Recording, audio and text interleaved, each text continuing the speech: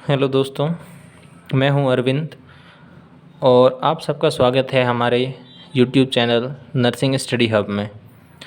जैसा कि मैंने आपको 2-3 दिन पहले एक वीडियो में बता रखा था कि हम अगले अपने आने वाली वीडियो के अंदर फर्स्ट यूनिट को कवर करेंगे और उसका सिलेबस का वीडियो मैंने जो कि है पहले डाल दिया था। तो आज हम उसी बारे में जानेंगे।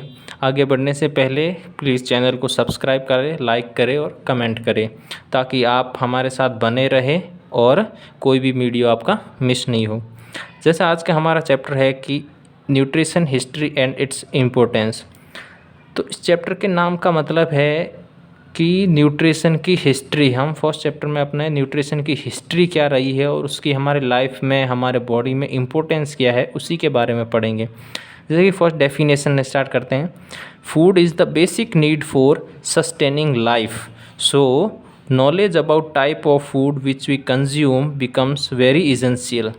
तो जैसा लिखा है कि फूड है उसकी बेसिक नीड है हमारे लाइफ को सस्टेन करने के लिए, मतलब हमें ज़िंदा रहने के लिए खाना खाना पड़ेगा, नहीं खाएंगे तो हम मर जाएंगे। और उसी से रिलेटेड नॉलेज होना भी हमें ज़रूरी है फूड का, कि कौन सा हमें फूड खाना चाहिए, कौन सा नहीं खाना चाहिए, कौन सा बॉडी के लिए एसेंशियल है।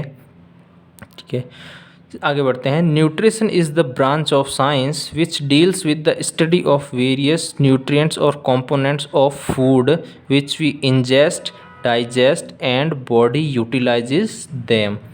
तो न्यूट्रिशन साइंस की वो ब्रांच है जिसके अंदर हम स्टडी करते हैं या डील करते हैं वेरियस न्यूट्रिएंट्स और कंपोनेंट्स, मतलब अलग अलग न्यूट्रिएंट्स जो हमें खाने से मिलते हैं और अलग अलग फूड के बारे में जो कि हम इंजेस्ट मतलब निगलते हैं, उसे डाइजेस्ट करते हैं और बॉडी उसे यूटिलाइज़ करती है।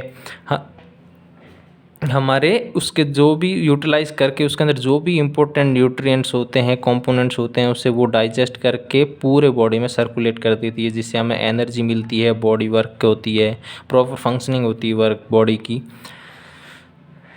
It also studies effect and role of each nutrient and their deficiency disease. इसके अंदर हम स्टडीज़ करते हैं कि effect and role of each nutrient, मतलब हर न्यूट्रिएंट का हमारे बॉडी के ऊपर क्या इफ़ेक्ट होता है और उसका क्या रोल है, और उसकी डेफिशिएंसी की वजह से हमें कौन सी बीमारियां होती है।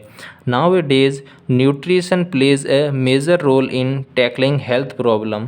आजकल के लाइफस्टाइल में ऐसा होता है कि मतलब एक बीमारी आप दवाई से तो सही कर ही रहे हैं जैसे, तो दवाई के साथ साथ न्यूट्रिशन लेना भी ज़रूरी है, क्योंकि न्यूट्रिशन एक हमारे बॉडी के लिए मतलब बहुत ही अहम रोल प्ले करता है बीमारियों को मतलब सही करने में, बॉडी प्रॉपर फंक्शनिंग के लिए, एक हेल्थी बॉडी बनाए रखने के लिए।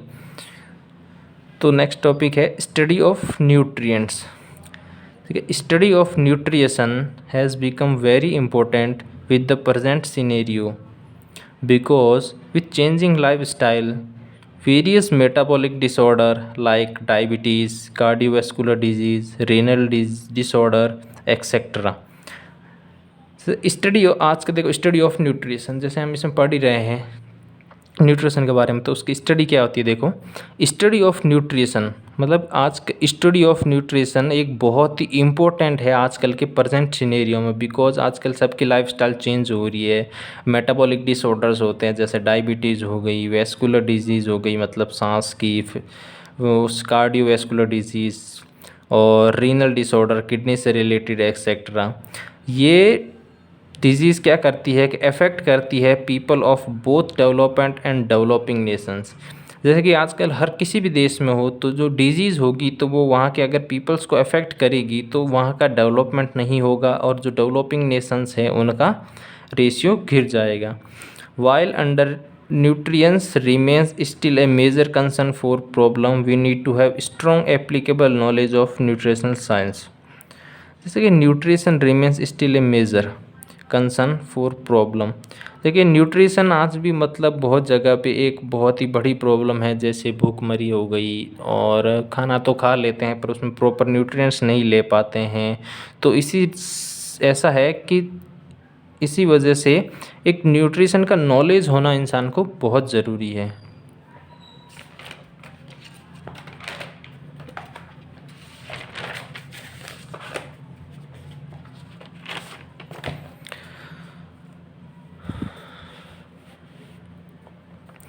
नेक्स्ट टॉपिक है history and concept of nutrition. तो इसके अंदर हम है कि हिस्ट्री क्या है न्यूट्रिशन की।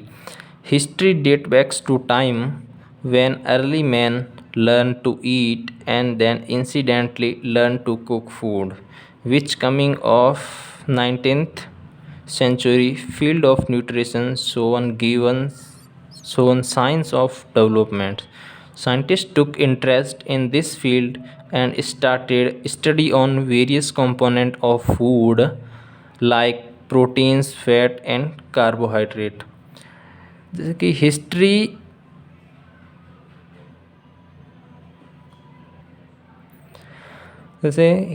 में जैसे कि पहले मैन ने सबसे पहले क्या किया कि खाना खाना सीखा और उसके बाद में उन्होंने incidentally learn to cook food खाना बनाना सीखा।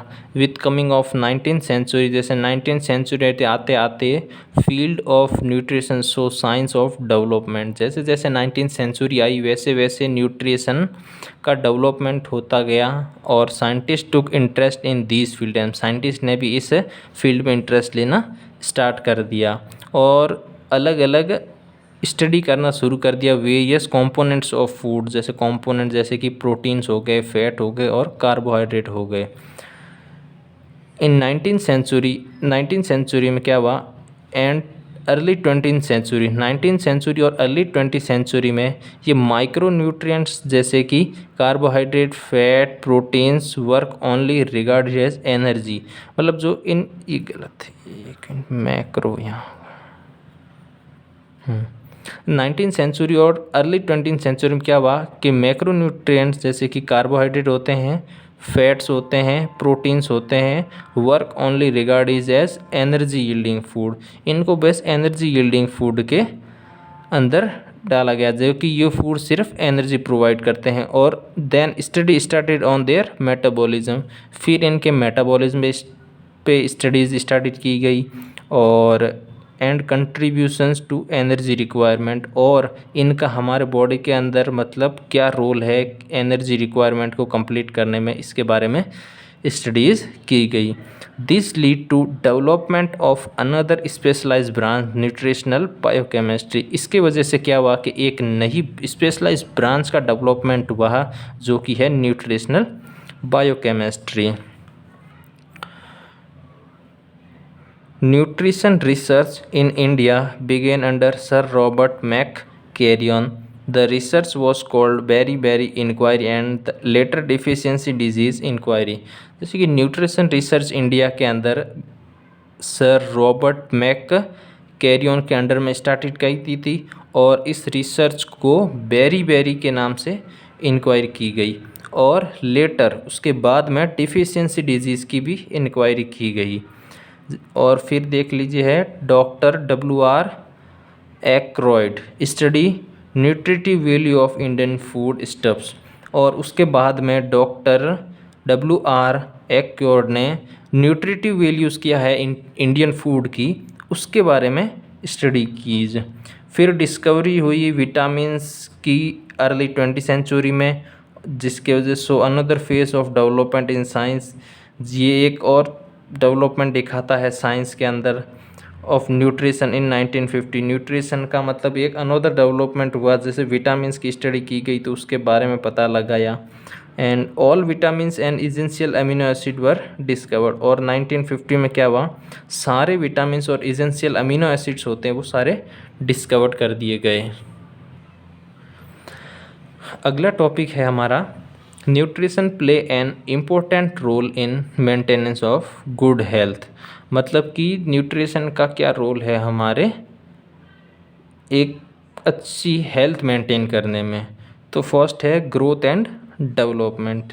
तो इसके अंदर क्या है, good nutrition is essential for normal growth and development of an individual. मतलब कि एक अच्छा न्यूट्रिशन, अच्छा पोषक तत्व जो भी हमारे बॉडी रिक्वायरमेंट होते हैं वो बहुत ही इम्पोर्टेंट होते हैं या फिर एसेंशियल कह दीजिए, एसेंशियल होते हैं for normal growth and development of an individual. मतलब कि जो गुड न्यूट्रिशंस होते हैं वो नॉर्मल ग्रोथ की बॉडी के लिए, उसके डेवलपमेंट के लिए बहुत ही इम्पोर्टेंट होते हैं।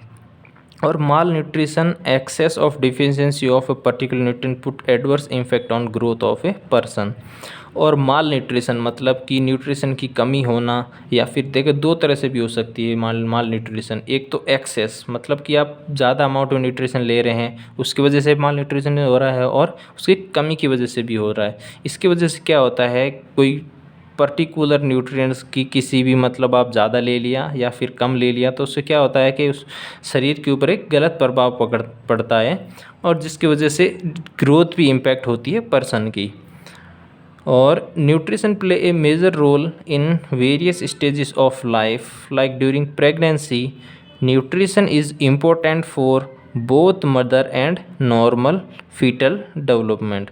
जैसे कि न्यूट्रिशन एक अलग अलग लाइफ स्टेज में मतलब अलग अलग रोल प्ले करता है। जैसे कि एक प्रेगनेंसी के टाइम में न्यूट्रिशन बहुत इंपॉर्टेंट होता है मदर के लिए, और उसके अंदर पल रहे एक नॉर्मल फीटल डेवलपमेंट के लिए, मतलब अंदर जो बच्चा है उसके भी डेवलपमेंट के लिए बहुत ज़रूरी होता है। वैसे ही nutrition for infant preschool school going becomes more important at it is the period of both physical and mental growth.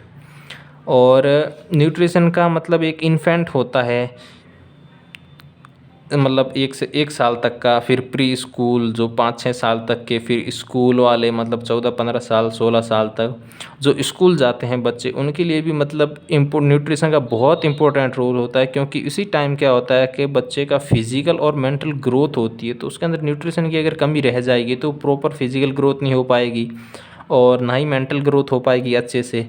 इसकी वजह से बोथ फिजिकल और मेंटल ग्रोथ के अंदर न्यूट्रिशन एक बहुत ही इसेंशियल रोल प्ले करता है। Of optimal health and efficiency. Hence, nutrition is essential for all age group for sustaining good health, physical as well as mentally. इसीलिए न्यूट्रिशन क्या होता है कि इसेंशियल है हर एज ग्रुप के लिए, चाहे वो बच्चा हो, चाहे वो माँ हो, और चाहे यंग एज में हो, चाहे ओल्ड एज में हो। मतलब हेल्थी रहने के लिए फिजिकली और मेंटली दोनों से न्यूट्रिशन एक बहुत ही इम्पोर्टेंट रोल प्ले करता है।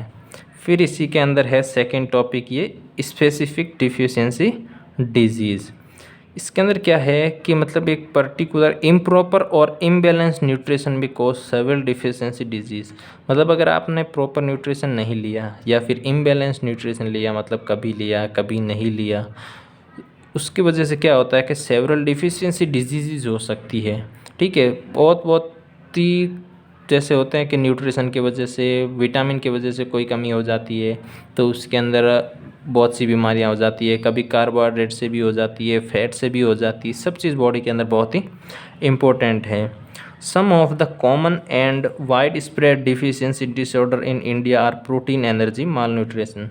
जैसे कि कुछ बीमारियां हैं जो कि बहुत कॉमन है और बहुत ही ज़्यादा फैल रखी है। जैसे कि एक है ये deficiency disorder in India, protein energy mall nutrition. ये एक बहुत ही बड़ी बीमारी है इंडिया के अंदर, प्रोटीन एनर्जी माल न्यूट्रिशन, जिसे क्वास्कर एंड मैरास्मस भी कहते हैं। ठीक है, और दूसरी हो गई गॉइटर है, बेरी है, ब्लाइंडनेस है जो कि विटामिन ए की वजह से होती है। तो ये बहुत सारी बीमारियां हैं जो इंडिया के अंदर बहुत ही कॉमन है और बहुत ज़्यादा से देखी जा सकती है। जैसे कि ये प्रोटीन एनर्जी माल न्यूट्रिशन, जिसको क्वास्कर एंड मैरास्मस भी कहते हैं।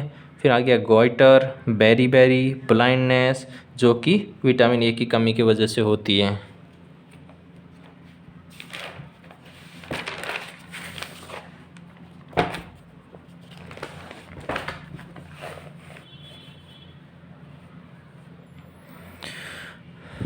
नेक्स्ट टॉपिक है role of nutrition in maintenance of health.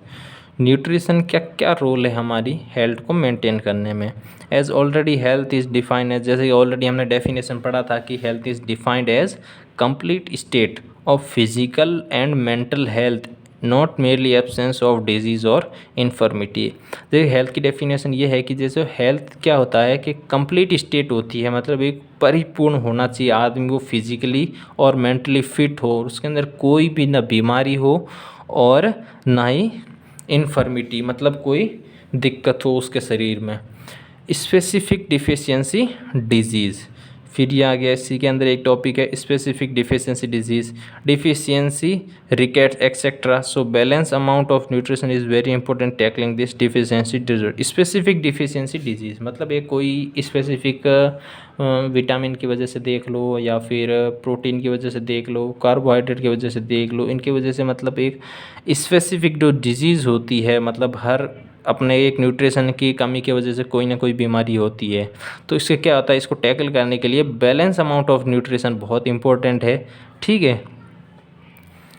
Resistance to infection, तो न्यूट्रिशन का एक और रोल है कि रेजिस्टेंस टू इन्फेक्शन। अगर हम प्रॉपर डाइट लेंगे, प्रॉपर बैलेंस डाइट रहेगी, डाइट में हम हर चीज़ शामिल करेंगे जो मतलब हमारे बॉडी के रिक्वायरमेंट के लिए ज़रूरी है, तो उससे क्या होता है कि इन्फेक्शन के प्रति रेजिस्टेंस बढ़ती है और बीमारी भी नहीं लगती है, ना ही कोई डिफिशियंसी की वजह से डिजीज़ होती है। जैसे कि देखो, वेल बैलेंस न्यूट्रिशन की वजह से क्या होता है, और इम्यून सिस्टम स्ट्रॉन्ग होता है और हमें हेल्प करता है अर्ली और speedy recovery in various disease. तो जैसे मैंने कहा कि न्यूट्रिशन की वजह से क्या होता है, हमारा इम्यून सिस्टम स्ट्रॉन्ग होता है, और अगर कोई बीमारी लग गई है, हम मेडिसिन तो ले ही रहे हैं साथ में, तो उसके साथ में अच्छा न्यूट्रिशन लेंगे तो वो क्या एक बहुत जल्द रिकवर हो जाएंगे कोई भी बीमारी हो। फिर नेक्स्ट टॉपिक था हमारा न्यूट्रिशनल प्रॉब्लम इन इंडिया, कि मतलब इंडिया के अंदर कौन सी न्यूट्रिशनल प्रॉब्लम्स है। इसका ये एक फ्लो चार्ट है जैसा आप देख रहे हैं, जिसके अंदर सबसे पहले पॉवर्टी, मतलब जो समझ लो गरीबी। तो गरीबी की वजह से क्या होगा कि low intake of food and nutrients, मतलब गरीब आदमी है तो वो मतलब कम खाना खाएगा, या फिर खाना चलो खा लिया तो उसके अंदर प्रॉपर न्यूट्रिएंट्स नहीं होंगे, तो उसके वजह से वो अंडर न्यूट्रिशन रहेगा, उसकी वजह से उसकी ग्रोथ में इफेक्ट आएगा, और उसी वजह से उसकी small body size in adult, अगर एडल्ट एज में मतलब यंग एज में उसकी न्यूट्रिशन प्रॉब्लम हो गई तो उसका फिजिकल डेवलपमेंट अच्छे से नहीं हो पाएगा, उसकी वजह से इम्पेयर्ड प्रोडक्टिविटी, तो वो एक कमज़ोर आदमी, तुम्हें पता है मतलब क्या काम कर पाएगा, ज़्यादा से ज़्यादा जल्दी थकान हो जाएगी या फिर उसको बीमारियाँ लग जाएगी, और उसी की वजह से लो अर्निंग कैपेसिटी, और वो ज़्यादा कमा भी नहीं पाएगा, और उसी की वजह से वापस गरीब हो जाएगा। तो ये एक फ्लो चार्ट है मतलब प्रॉब्लम का, कि जैसे कि जो गरीब होते हैं उनसे वापस यही सारी चीज़ें न्यूट्रिशन की है। फिर इसी के अंदर जो कॉमन न्यूट्रिशनल प्रॉब्लम है वो इंडिया के अंदर जो है, पहली है माल न्यूट्रिशन, और एक है ओवर न्यूट्रिशन, नहीं माल न्यूट्रिशन है। तो माल न्यूट्रिशन मतलब कि ओवर और less consumption of food. Two major types of malnutrition are, मतलब माल न्यूट्रिशन को ऐसे भी कह सकते हैं कि मतलब अगर आपने ओवर न्यूट्रिशन हो गए तो भी आप माल न्यूट्रिशन हो, और लेस कंजप्शन है फूड का तो भी माल न्यूट्रिशन, दोनों टाइप से मतलब माल न्यूट्रिशन टू टाइप्स के होते हैं, एक तो लेस कंजप्शन की वजह से हो सकता है और एक ओवर कंजप्शन की वजह से भी हो सकता है। और उसी के अंदर क्या आता है, एक अंडर न्यूट्रिशन, एक ओवर न्यूट्रिशन। तो अंडर न्यूट्रिशन में है पीईएम का मतलब है प्रोटीन, एनर्जी, माल न्यूट्रिशन। ठीक है, प्रोटीन, एनर्जी, माल न्यूट्रिशन, जो कि प्रोटीन की कमी की वजह से होता है। आयरन डिफिशियंसी बहुत ही होती है, जैसे कि स्पेशली बहुत ज़्यादा फीमेल्स में देखी जाती है, क्योंकि उनके अंदर ब्लड की कमी होती है, तो आयरन की डिफिशियंसी की वजह से प्रॉपर ब्लड नहीं बन पाता, इसलिए मतलब टैबलेट्स वगैरह उनको दी जाती है, आयरन की फोर्टिफाइड टैबलेट्स होती है। फिर आता है vitamin A deficiency, vitamin A deficiency भी अंडर न्यूट्रिशन में आती है। फिर लो बर्थ बेबी वेट, मतलब बच्चे का जन्म के टाइम में कम वजन होना, ये चार है जो अंडर न्यूट्रिशन में आते हैं, protein, energy, mall nutrition, iron deficiency, vitamin A deficiency और लो बर्थ वेट बेबी। फिर सेकेंड टाइप है ओवर न्यूट्रिशन। ओवर न्यूट्रिशन की वजह से जैसे किसी ने ज़्यादा खा लिया, बहुत ही ज़्यादा खाता है, वो एक्सरसाइज टाइम पे प्रॉपर नहीं कर रहे हैं, तो उसमें ओबेसिटी मतलब मोटापा आ जाता है, वो एक ओवर न्यूट्रिशन की वजह से हो सकता है। दूसरी हार्ट डिजीज़ की वजह से, कि कोई ज़्यादा ऑयली फूड खा रहा है या फिर खाना खा रहा है पर अच्छा नहीं खा रहा है, ज़्यादा खा रहा है, तो उसकी वजह क्या हार्ट डिजीज़ भी हो सकती है। फिर ये न्यूट्रिशन प्रॉब्लम इन इंडिया के अंदर आती है विटामिन ए की डिफिशियंसी। तो विटामिन ए डिफिशियंसी क्या है, एक बहुत ही कॉमन कॉज है ब्लाइंडनेस का, मतलब जो भी आँखों की बीमारियाँ होती है या फिर दिखना कम हो जाता है या फिर दिखना बंद हो जाता है, चश्मा लग जाता है चिल्ड्रंस के अंदर, वो बेसिकली क्या होता है कि विटामिन ए की डिफिशियंसी के वजह से होता है। ठीक है, it helps in the synthesis of retinol. तो विटामिन ए एक जो मिनरल है वो क्या करता है कि रेटिनॉल के सिंथेसिस में हेल्प करता है, जो कि एक आई पिगमेंट है, और उसकी डेफिशिएंसी की वजह से यंग चिल्ड्रन में आइज रिलेटेड प्रॉब्लम होती है। जो कि विटामिन ए क्या करता है कि रेटिनॉल सिंथेसिस करता है, जो कि एक आई पिगमेंट है, और वो आई पिगमेंट अगर प्रॉपर नहीं बन पाएगा आइज़ में तो उसकी वजह से आँख में देखने में दिक्कत होगी और बहुत सारी प्रॉब्लम्स हो सकती है, जैसे कि अभी मैं बताऊँगा आगे। Among the young children, prevention of vitamin A deficiency should be a topmost priority in our national nutrition program। तो prevention of vitamin A deficiency मतलब विटामिन ए डिफिशियंसी का प्रिवेंशन हमारे टॉप मोस्ट प्रायोरिटी में होना चाहिए नेशनल न्यूट्रिशनल प्रोग्राम्स के अंदर। जैसे कि बहुत मतलब एक सीरियस कंसर्न के रूप में लेना चाहिए कि भाई विटामिन ए की डिफिशियंसी पर्टिकुलरली इस बच्चों छोटे बच्चों के अंदर नहीं होनी चाहिए। Many efforts are taken to overcome this problem, some of the major ones include the following. मतलब बहुत सारे ऐसे एफर्ट्स लगाए गए हैं गवर्नमेंट के थ्रू जिसकी वजह से क्या हो कि ये प्रॉब्लम नहीं हो, और जिसके अंदर फर्स्ट है कि health education to mother for feeding their children. मतलब माँओं को हेल्थ एजुकेशन दी गई जिसके अंदर क्या है कि ये बताया गया उन्हें कि बच्चों को विटामिन ए रिच डाइट दें। ठीक है, जिसके अंदर येलो कलर्ड फ्रूट होने चाहिए। येलो कलर फ्रूट के अंदर जैसे मैंगो हो गया, ठीक है, और बनाना हो गया, और वेजिटेबल्स लाइक कैरेट्स, गाजर, उसके अंदर बहुत अमाउंट में विटामिन होता है। पम्पकिन हो गया, कद्दू, पापया हो गया, मैंगो हो गया। तो ये सब डाइट दे बच्चे को ताकि उसके अंदर विटामिन ए की डेफिशिएंसी ना हो। अदर फूड सोर्सेज है जैसे कि कॉड लिवर ऑयल, स्पिनच मतलब कि पालक, कैबेज पत्ता गोभी, मिंट पुदीना, green leafy vegetables should be added in food. ये सब साइड डाइट दें और मदर को एजुकेट करें कि बच्चे को विटामिन ए रिच डाइट दें जिसके अंदर ये सब खाने में ये चीज़ उसके अंदर ऐड करें जिसकी वजह से उसको मतलब विटामिन ए की डेफिशिएंसी नहीं हो और फ्यूचर में उसको कोई दिक्कत नहीं हो आई से रिलेटेड।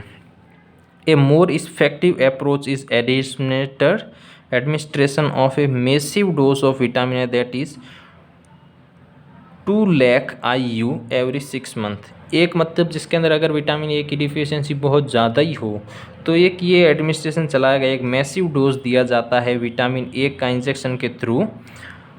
2 लाख IU ये यूनिट है एवरी 6 मंथ, मतलब हर 6 महीने के अंदर एक 2 लाख IU का एक विटामिन ए का इंजेक्शन लगाया जाए जिसके अंदर मतलब विटामिन ए नहीं बन रहा है या फिर उसको वो डाइट तो ले रहा है पर उसके अंदर प्रॉपर वो डाइजेस्ट नहीं हो पा रहा है, उसके वजह से उसमें विटामिन ए की डिफिशियंसी है तो उसके अंदर फिर सप्लीमेंट दिए जाते हैं। Deficiency disease due to lack of vitamin A, मतलब विटामिन ए की डेफिशिएंसी की वजह से कौन सी बीमारियां होती हैं। नाइट ब्लाइंडनेस हो जाती है, मतलब रतौंधी जिसमें रात में दिखाई नहीं देता है। ज़ेरोफेल्मिया जिसके अंदर ड्राई आइज़ मतलब आंखें सूखी सूखी रहती है। बाइटोटिसोप आँखों में एक सफ़ेद सा मतलब जो वाइट हिस्सा होता है आँख का उसके अंदर एक वाइट धब्बा आ जाता है साइड में। और कीटोमलेशिया। फिर सेकंड है विटामिन ए डिफिशियंसी के बाद आता है विटामिन की D deficiency. Vitamin D deficiency Vitamin D is one of the essential nutrients that help in absorption of calcium and phosphorus in the body। Vitamin D वो nutrient है जिसकी वजह से क्या होता है कि कैल्शियम और फॉस्फोरस का एब्जॉर्प्शन होता है बॉडी के अंदर। अगर विटामिन डी की कमी रही तो कैल्शियम और फॉस्फोरस का एब्जॉर्प्शन नहीं हो पाएगा बॉडी के अंदर, जिसके वजह से कैल्शियम में जैसे क्या होता है कि उसकी डिजीज़ आगे बताएंगे कि उनकी कमी से अभी कि क्या होता है। और इसका गुड सोर्सेज क्या क्या है विटामिन डी के, सन बाथ, सन बाथ मतलब सूरज की रोशनी। जैसे सुबह के 9-10 बजे से पहले जो सूरज की रोशनी होती है वो विटामिन डी के लिए बहुत अच्छा सोर्स है। उसके बाद शार्क लीवर ऑयल, फिर कॉड लीवर ऑयल हो गया, बटर हो गया, होल मिल्क हो गया एंड फिश।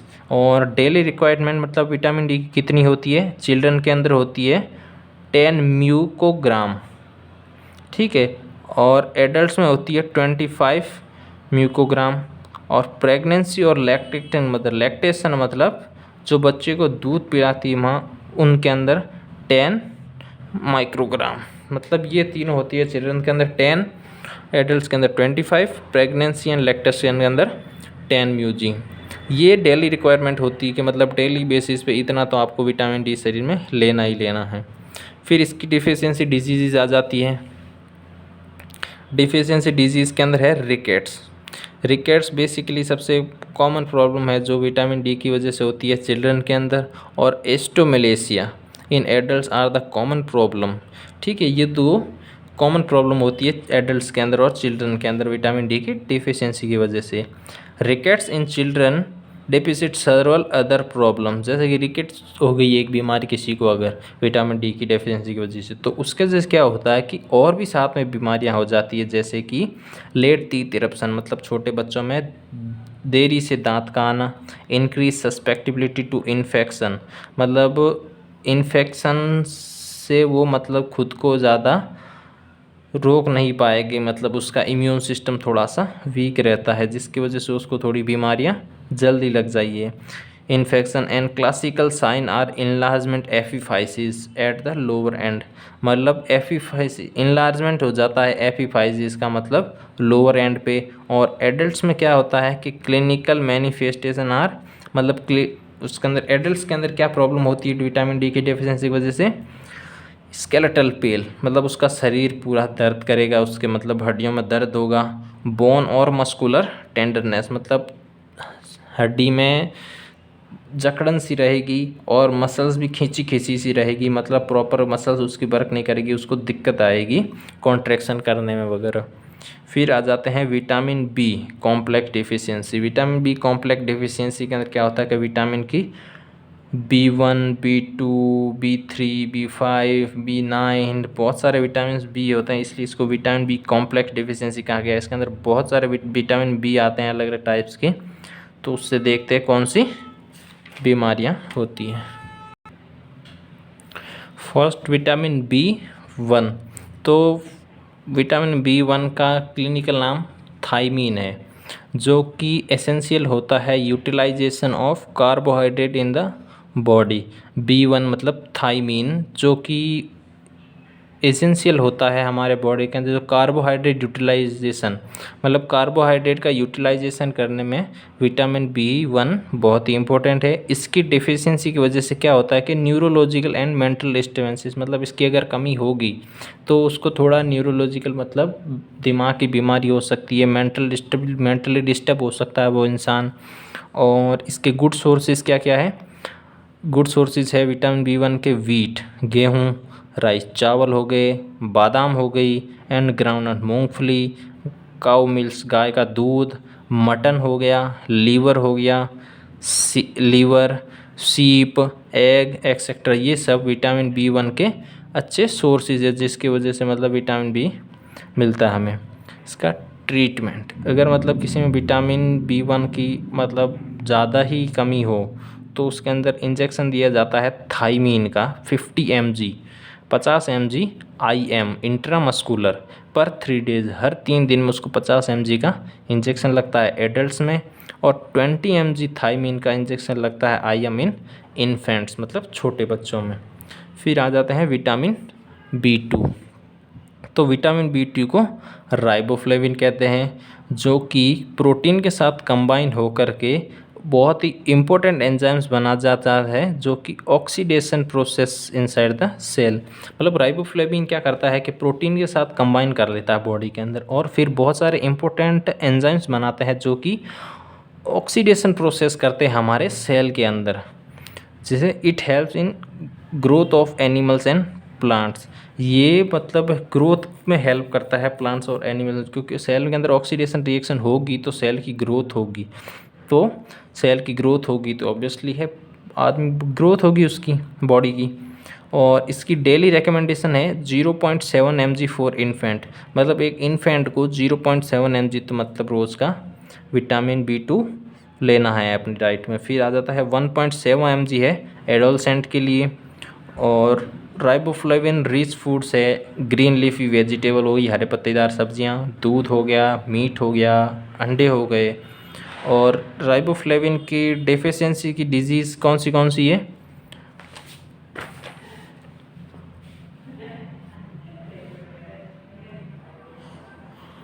फोटोफोबिया। फोटोफोबिया मतलब उसको ज़्यादा लाइट, मतलब लाइट में जाने से डर लगेगा। ग्लोसाइटिस और स्किन चेंजेस, मतलब स्किन में भी चेंजेस आएंगे, उसकी रूखी सी हो जाएगी, क्योंकि स्किन भी सेल से बनी है। अगर उसके अंदर ऑक्सीडेशन रिएक्शन नहीं होगा तो सेल की डेथ हो जाएगी। उसी की वजह से स्किन में भी चेंजेस दिखते हैं। इसका थेरेप्यूटिक डोज क्या है? अगर मतलब ज़्यादा ही किसी में कमी हो जाए तो उसका मतलब थेरेप्यूटिक डोज क्या है, जिसके बॉडी में नहीं बन रहा है और सप्लीमेंट के रूप में अगर लें तो क्या होगा? 5 mg TDS for long period. मतलब अगर कमी हो किसी में तो उसको 5 mg TDS दिया जाता है, मतलब 3 टाइम दिन में, सुबह शाम दोपहर एक ही, लॉन्ग पीरियड मतलब काफ़ी लंबे समय के लिए। फिर आ जाता है next vitamin B6। Vitamin B6 को पायरिडॉक्सिन कहते हैं, इसका क्लिनिकल नाम पायरिडॉक्सिन है, जो कि प्रोटीन के मेटाबॉलिज्म में हेल्प करता है और help in growth and development of, ये भी मतलब प्रोटीन के मेटाबॉलिज्म में हेल्प करता है और बॉडी की ग्रोथ और डेवलपमेंट करवाता है। और इसकी डेली रिक्वायरमेंट कितनी है? Daily requirement 100 grams protein 1.25 mg, ठीक है। पर 100 ग्राम प्रोटीन के अंदर 1.25 mg पायरिडॉक्सिन होता है। तो हमें मतलब रोज़ में हमेशा 1.25 mg पायरिडॉक्सिन या फिर विटामिन B6 लेना ज़रूरी है। Adopted by the Department of Women and Child Development and Health, pyridoxine is required food rich in pyridoxine are, हाँ पायरिड, ये तो सॉरी ये गलत है, कुछ बीच में लिख दिया था। पायरिडॉक्सिन इज रिक्वायर्ड, पायरिडॉक्सिन से मतलब कि जो रिच फूड होते हैं पायरिडॉक्सिन के, वो है liver meat, fish, whole cereals मतलब सारे अनाज। And deficiency disorder are dizziness, glossitis, मतलब इसके अंदर गुड सोर्सेज है पायरिडॉक्सिन के, लीवर हो गया, मीट हो गया, फिश हो गया, होल सीरियल सारे अनाज हो गए। और उसकी डिफिशियंसी डिजीज़ है डिजीनेस मतलब थकान रहना, ग्लोसाइटिस मतलब गले में दिक्कत, vomiting and morning vomiting,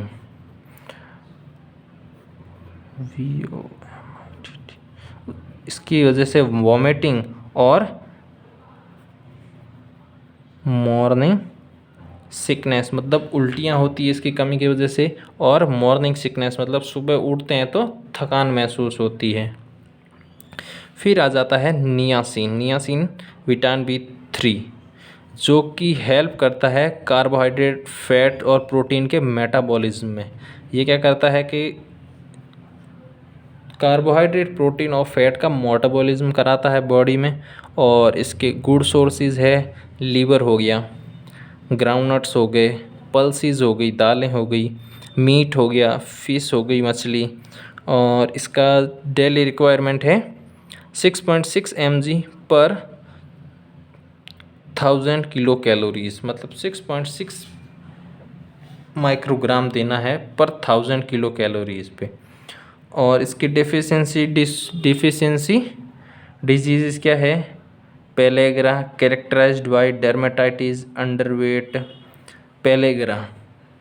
pellagra की वजह से क्या होता है कि उसको डर्मेटाइटिस मतलब स्किन में दिक्कत होएगी, उसकी वजह से उसका अंडरवेट मतलब वेट कम रह जाएगा, क्योंकि कार्बोहाइड्रेट, फैट और प्रोटीन का अगर मेटाबॉलिज्म नहीं आ पाएगा तो ऑब्वियसली है कि उसका वेट सही से गेन नहीं होगा और वो अंडरवेट रह जाएगा।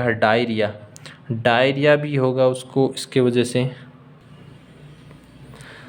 नेक्स्ट विटामिन है विटामिन B12, जिसका नाम बॉटनिकल नाम साइनोकोबालामिन भी है।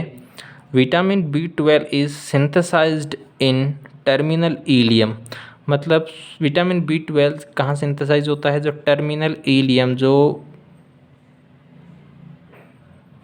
हमारे इंटेस्टाइन का पार्ट होता है एक इलियम, उसके एंड पॉइंट पे मतलब इसका सिंथेसाइज होता है। मतलब एक इलियम, सिक्कम, कोलम, रेक्टम, ये तो है हमारे लार्ज इंटेस्टाइन के पार्ट।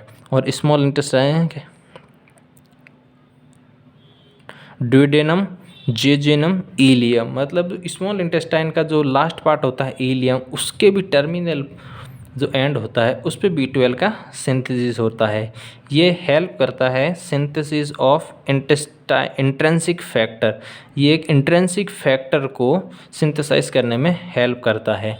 इसकी डेली रिक्वायरमेंट है, नॉर्मल एडल्ट के अंदर है 2 μg, ठीक है, 2 म्यूकोग्राम, और प्रेगनेंसी के अंदर 3 म्यूकोग्राम, और लैक्टेशन मदर के अंदर 25 म्यूकोग्राम। इसकी डिफिशियंसी की वजह से मेगाब्लास्टिक एनीमिया हो सकता है, न्यूरोलॉजिकल लेसन्स हो सकते हैं, और इनफर्टिलिटी भी हो सकती है। और food rich in cyanocobalamin are liver, egg, mutton, cow milk, fish etcetera, ये सारे फूड्स रिच होते हैं साइनोकोबालामिन के अंदर। फिर आ जाता है फॉलिक एसिड। नेक्स्ट है विटामिन B9 मतलब फॉलिक एसिड। ये हेल्प करता है self multiplication, enhance, antagonist for growth and children and also in pregnancy.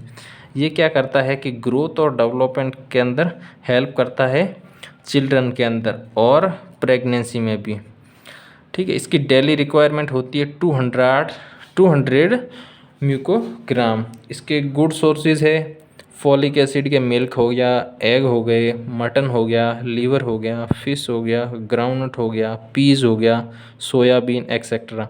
अंडे, दूध, अंडे, मटन, मीट, लीवर, फिश, मछली, मूंगफली, मटर, सोयाबीन एक्सेट्रा, ये सब फॉलिक एसिड के गुड सोर्सेज है। फिर folic acid deficiency is next to iron deficiency in developing countries, मतलब जो डेवलपिंग कंट्रीज़ है उसके अंदर मतलब फॉलिक डिफिशियंसी, फॉलिक एसिड की या फिर आयरन डिफिशियंसी कह लो, ये वाली मतलब ये कि डेवलप कंट्री के अंदर बहुत ही मेजर प्रॉब्लम्स है, और जो कि बेसिकली प्रेगनेंसी के दौरान बहुत ही कॉमन होती है, हर मतलब ऑलमोस्ट हर लेडीज़ में होती है। फॉलिक एसिड नेसेसरी है ब्रेन फंक्शनिंग के लिए, ठीक है, डिसऑर्डर्स, और हाँ मतलब फॉलिक एसिड की अगर कमी होगी उसमें, तो उसका ब्रेन प्रॉपर फंक्शन नहीं कर पाएगा। और इसके डिसऑर्डर से related to deficiency are irritability, मतलब वो चिड़चिड़ापन रहेगा, फॉरगेटफुलनेस, मतलब उसको भूल जाएगा, ज़्यादा कुछ देर तक याद ही नहीं रहेगी कुछ चीज़ें। और फिर अगला टॉपिक है हमारा विटामिन सी, जिसको हम विटामिन बी का सारे ख़त्म हो गए, अब आ जाता है विटामिन सी, जिसको हम एस्कॉर्बिक एसिड भी कहते हैं। ये क्या करता है? हमारे strengthening and in supporting cells. Vitamin C हमारे सेल्स को स्ट्रेंथ प्रोवाइड करता है और उसको सपोर्ट प्रोवाइड करता है। ये बॉडी के अंदर रेजिस्टेंस टू इन्फेक्शन, मतलब विटामिन सी कहते हैं ना कि इम्यून सिस्टम स्ट्रॉन्ग करता है, तो यही है कि it helps body to build resistance to infection, मतलब इम्यून सिस्टम स्ट्रॉन्ग करेगा तो ऑब्वियस है कि वो डिजीज़ से रेजिस्टेंस रहेगी हमारी body. It also triggers healing of wound and infection. हाँ, विटामिन सी की कमी की वजह से मतलब लोगों में जल्दी घाव नहीं भरते हैं। अगर किसी को घाव हो गया है, चोट लग गई है, तो उसके वो जल्दी नहीं भरते। इसलिए ये क्या करता है, विटामिन सी बहुत ही इम्पोर्टेंट है healing of wound and infection. फिर इसकी डेली रिक्वायरमेंट कितनी है? डेली रिक्वायरमेंट है इसकी 50 mg। और इसके गुड सोर्सेज है विटामिन सी के, जैसे गुआवा, आंवला, सिट्रस फ्रूट्स, मतलब जो उसमें खट्टे फ्रूट, पटेटोज़, ओनियन, प्याज, कैबेज, गोभी एक्सेट्रा। और इसकी डिफिशियंसी डिजीज़ क्या क्या है? आर लैक ऑफ एपिटाइट, मतलब अगर इसकी विटामिन सी की कमी होगी तो उस आदमी को भूख नहीं लगेगी। जनरलाइज्ड वीकनेस, मतलब उसमें कमज़ोरी रहेगी। स्कर्वी, स्कर्वी एक बहुत ही पेनफुल और सोलन, स्कर्वी क्या होती है कि जिसके अंदर क्या होता है, बहुत ही मेजर प्रॉब्लम है, जो कि आपने पता ही सुनी होगी कि विटामिन सी की वजह से बेसिकली ये जो सबसे बड़ी बीमारी होती है वो है स्कर्वी।